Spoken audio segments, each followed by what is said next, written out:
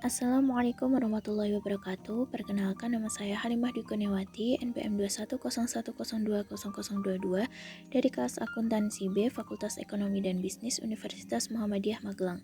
Di sini saya akan menjelaskan sedikit materi mengenai definisi, asal-usul, dan fungsi agama.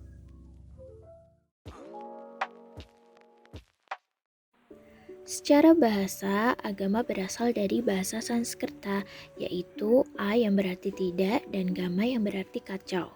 Jadi bisa disimpulkan bahwa agama adalah aturan yang mengatur manusia agar kehidupannya menjadi teratur. Sementara itu, di dalam Kamus Besar Bahasa Indonesia atau sering kita sebut dengan KBBI, agama adalah sistem yang mengatur tata keimanan atau kepercayaan dan peribadatan kepada Tuhan Yang Maha Esa, serta kaidah yang berhubungan dengan pergaulan manusia dan manusia, serta manusia dan lingkungannya.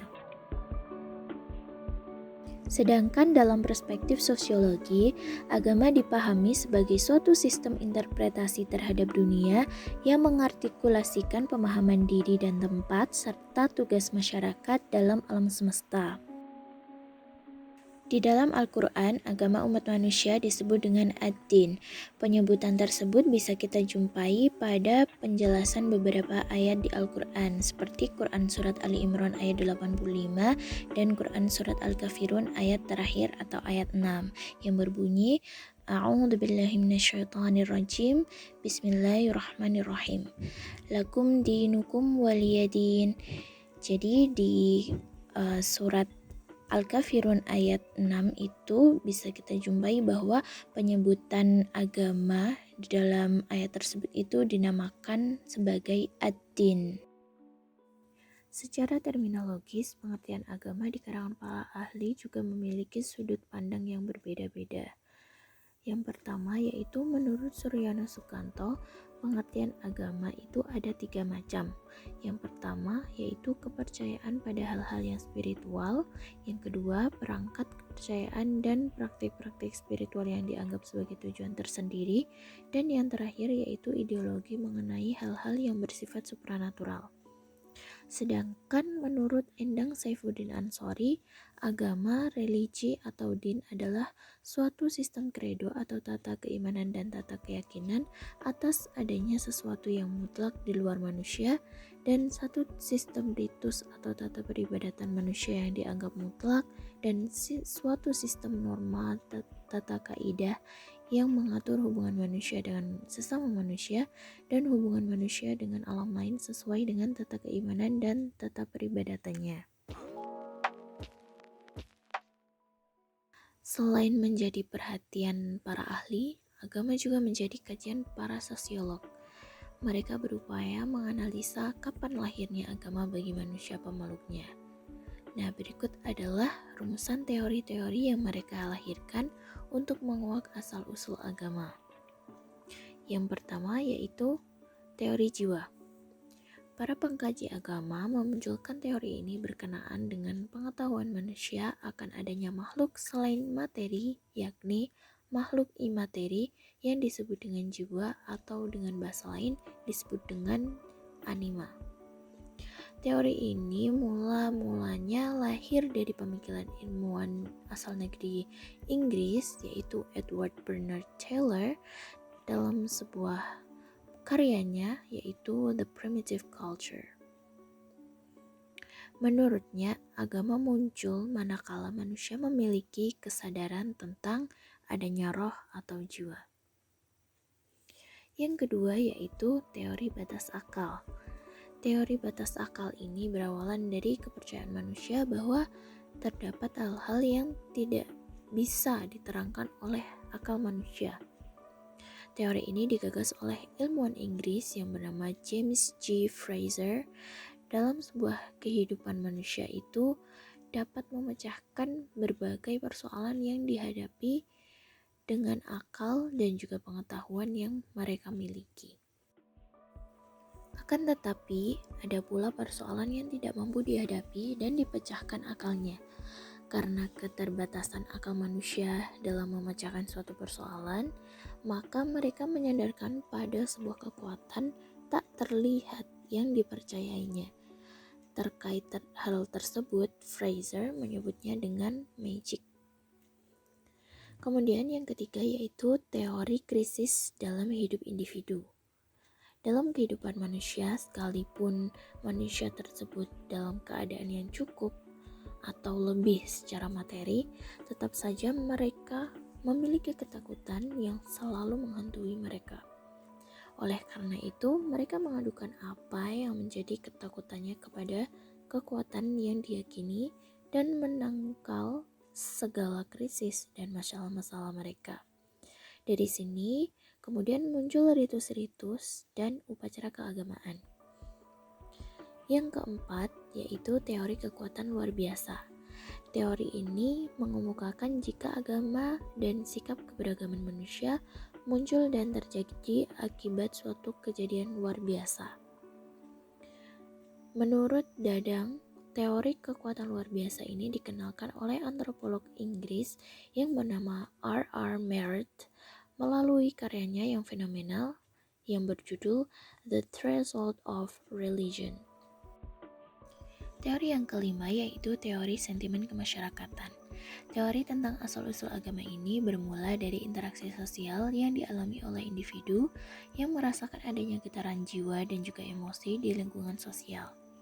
Pendapat ini menurut pakar sosiologi asal Prancis yaitu Émile Durkheim dalam bukunya yang berjudul Les Formes Élémentaires de la Vie Religieuse yang diterbitkan pada tahun 1965. Yang terakhir yaitu teori wahyu Tuhan. Teori wahyu Tuhan pada mulanya dikenalkan oleh antropolog sekaligus ilmuwan asal Inggris yang bernama Andrew Lang. Ia mengemukakan bahwa religiusitas manusia itu muncul karena manusia tersebut mendapatkan wahyu dari Tuhan. Lang juga banyak melakukan riset-riset terkait karya sastra suku bangsa di dunia. Lang mendapati bahwa dalam karya-karya tersebut, manusia memiliki kecenderungan mempercayai dan mendapatkan dewa-dewa yang dianggapnya sebagai pencipta alam semesta. Baginya, kelompok manusia yang mempercayai dewa-dewa tersebut adalah mereka yang memiliki kebudayaan rendah, hidupnya hanya melakukan perburuan-perburuan hewan di hutan.